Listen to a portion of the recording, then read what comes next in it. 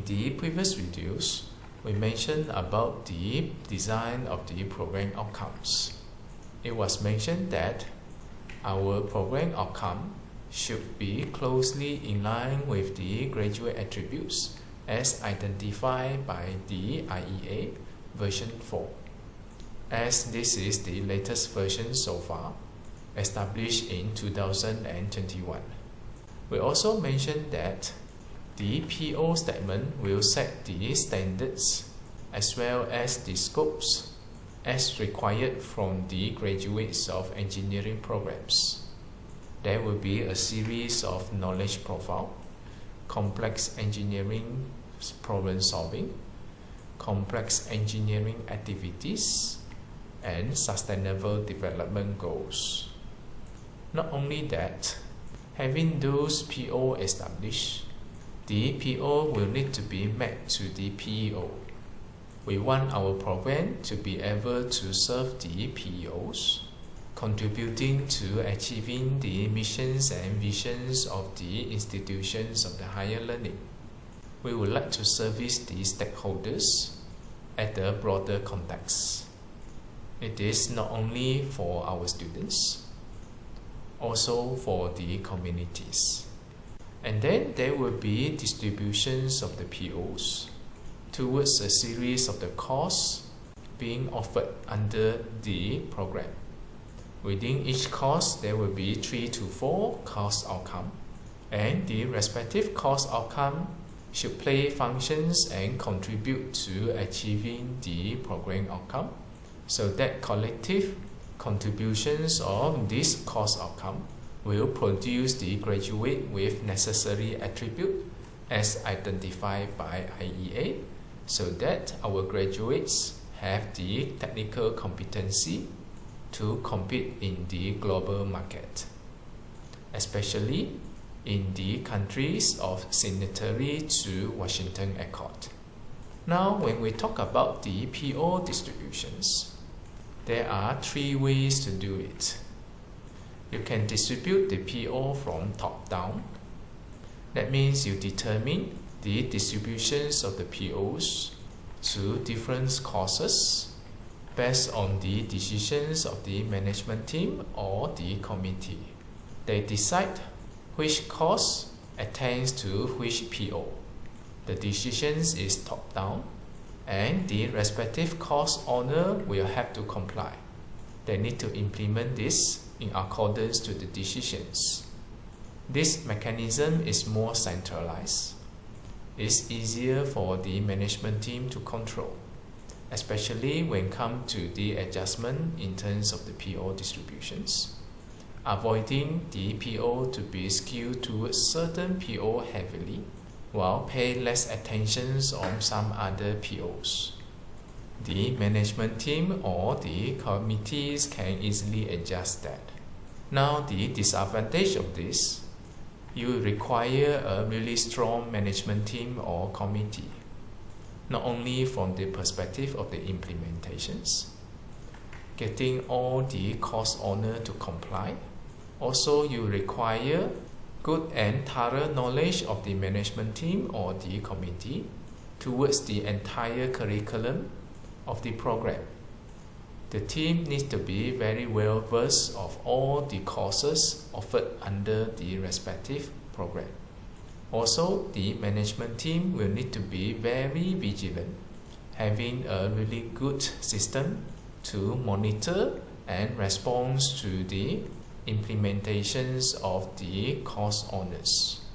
The team needs to have the ability to quickly respond and help the course owner to skew towards the intended distributions and the weightage of the POs. This is one of the ways.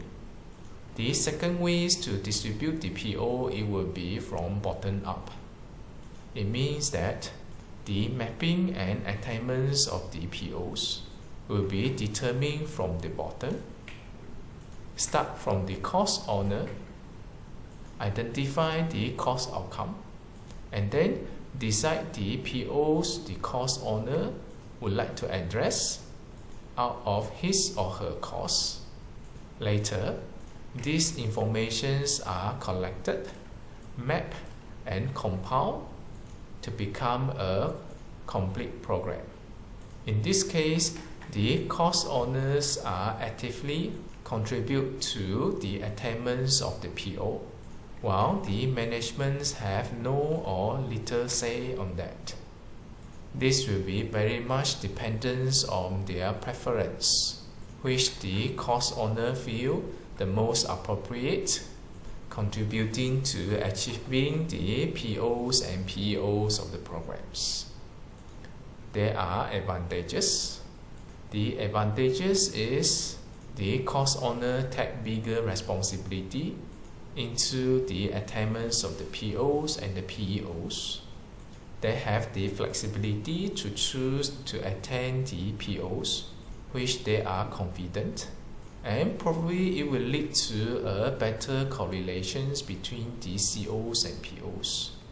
However, there are also disadvantages. The disadvantages is that the managements have little or no say on the attainments of the POs. It might end up most of the course owner skew their delivery towards certain POs, while some other POs has been unintentionally ignored due to the limited amount of the course outcome within a course. If this happens, you will see a quite unbalanced POs targeted by the program. There will be a risk eventually when come to the desired graduate attributes. One of the most common example it would be heavy mappings on the first few graduate attributes, especially on the engineering knowledge, problem solving, design for solutions. Whereas very limited mappings and contributions towards the skill base and effective, such as ethics, individuals and collaborative teamwork, communications, probably the engineers and the world. So if you are using the bottom-up model, special attentions should be paid to a more balanced PO attainments within the programs. See if there are any lackings in terms of the skill base and the effectives. Now the third options, it will be the mixed mode. That means it starts from bottom up. The course owner identify the POs to be implemented in their courses. The relevant data is collected by the management in order to prepare the draft mapping. And then once the draft mapping emerge, we see a full pictures in terms of the attainments of the POs. And there will be a process of balancing and bargaining in order to reach to the consensus for better PO distributions to be implemented. The mixed mode here will have better communications between the management and the course owner. This mode is advantageous in the way that the management team will have some degree of the knowledge towards all the program offered under the curriculum structures. Now when come to deciding the attainments of the POs for the implementations, the initiative will be taken by the course owner. This is to ensure the effectiveness of the course attaining to the relevant POs. Later, when the management realizes that there is an unhealthy skills or unbalanced conditions of the attainments of the POs, some adjustment may be made. There will be communications with the course owners, getting their consents for the redistributions of the POs, so that different courses play their parts and service the program as a whole. This will be a two-directional process, on and off. After several rounds of reviews, the program will be more and more optimized. Now the disadvantage here, it will be the mixed mode will be more time consuming. It requires a high levels of cooperations between the management and the course owners. In fact, this is achievable. And this is especially effective when you have a group of the lecturers who are very well experienced with the course. Personally, I feel this will be the ultimate goal of the programs. For starting a program, you can either use the top-down method or bottom-up method. This is especially when the program is new. Let's say now your management team is rather new, lacking experience. Probably bottom-up it will be more suitable. Or let's say now your course owners are lecturers who are quite new and inexperienced.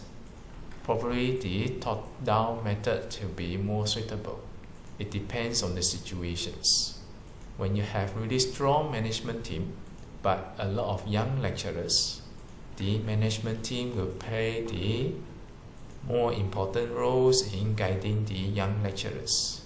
Now, when you have a very new management team, for example, you are establishing a new universities, so many things need to be handled by the management team. The management team may not be able to pay full attention on the curriculums and the program.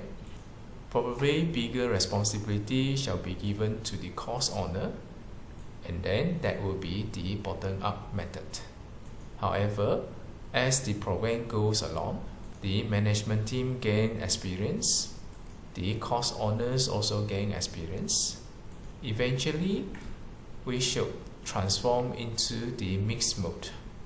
There will be process of dialogue and communications, acquiring feedbacks from the course owner, which at the same time consider from the top management in terms of the operations and the implementations, making the delivery of the programs to be more effective, minimize the redundancy, more optimized.